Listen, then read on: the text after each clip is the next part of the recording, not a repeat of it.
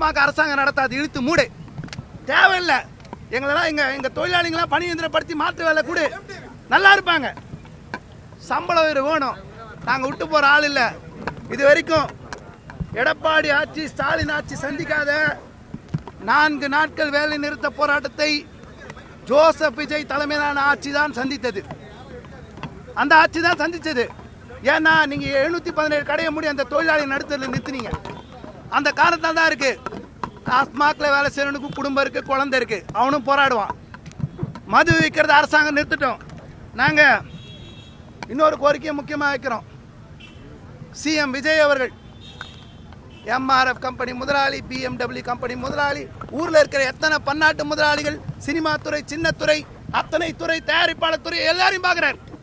கருப்பு பட டைரக்டர், ஊர்ல இருக்க எல்லாரையும் கத்தி கத்தி தொண்டை கிழிய கத்திட்டு டாஸ்மாக் ஊழியர்கள் எங்க சங்கத்தோடு, தமிழ்நாடு டாஸ்மாக் விற்பனையாளர் சங்கத்தோடு முதல்வர் அவர்கள் பேச்சுவார்த்தை நடப்பதற்கு அழைப்பு கொடுக்கணும்.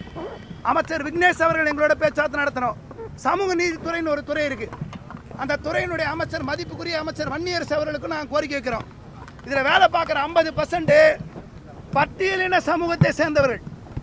இவங்களுக்கு எங்க போச்சு சமூக நீதி?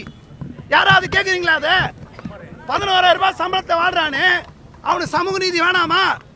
அமைச்சர், சமூக நீதித்துறை அமைச்சர் மதிப்புக்குரிய வன்னியரசு அவர்கள் எங்கள் குறையை கேட்க வேணும். எங்கள் போராட்டம் 10 ரூபாய் வேண்டாம், பணி இயந்திரம் வேண்டும், மது ஒழிப்போம், மக்களை காப்போம். எங்களோட அரசு பேச்சுவார்த்தை நடத்தி இந்த பிரச்சனையை தீர்க்கும் வரை நாங்கள் உறுதியோடு போராடுவோம் என்பதை தமிழ்நாடு டாஸ்மாக் விற்பனையாளர் நலச்சங்கத்தின் சார்பில் தெரிவித்துக் கொள்கிறோம். அமைச்சர் விக்னேஷ் அவர்கள், மதிப்புமிகு அமைச்சர் அவர்கள் ஓபன் சேலஞ்ச் தான், நான் அங்க போற ஊழல் ஒழிக்கிறேன்.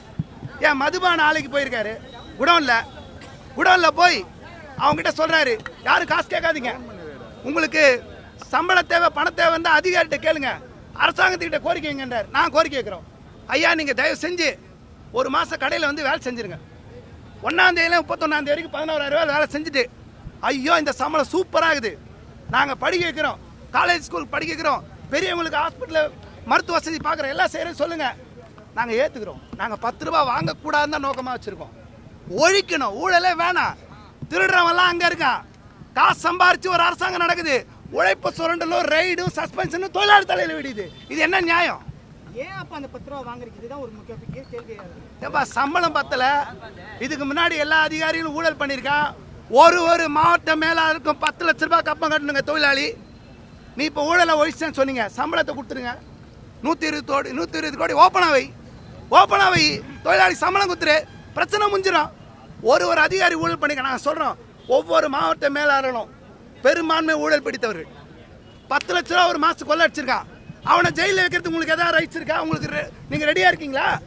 ரைடு சாதாரண 11,000 ரூபாய் வாங்கினவனை தூக்கி சஸ்பென்ஷனு, கடையை விட்டு தூக்குவேன், அடுத்த நாள் வீடியோ போடு, கடையில் இருக்க மாட்டான். அவங்கெல்லாம் கண்டிங்க, தண்டனை கொடுங்க, 10 ரூபாய்க்கு சம்பளம் கொடுங்க. அதுக்கப்புறம் 1 ரூபாய் எக்ஸ்ட்ரா வச்சுட்டா கூட அவர் சொல்றாரு, 10 ரூபாய் எக்ஸ்ட்ரா வச்சுட்டா சஸ்பென்ஷனு, 1 ரூபாய் காயின் இல்லையா, 2 ரூபாய் காயின் இல்லையா, 5 ரூபாய் காயின் இல்லையா, எதுக்கு 1 ரூபாய் கூட வைக்கணும்? ஊழல் இல்லாதெல்லாம் மாத்திங்களா? நாங்க ரெடி. தமிழ்நாடு டாஸ்மாக் விற்பனையாளர் சங்கம் நாங்க சொல்றோம், 10 ரூபாய் வாங்காம இருக்கிறதுக்கு நாங்க ரெடி, பணி இயந்திரம் கொடுக்கறதுக்கு நீங்க ரெடியா? அவ்வளவுதான். பிளே ஸ்டோர் மற்றும் ஆப் ஸ்டோரில் இருந்து பாலிமர் செயலியை QR கோடு மூலம் பதிவிறக்கம் செய்யுங்கள். செய்திகளை உடனுக்குடன் பெறுங்கள்.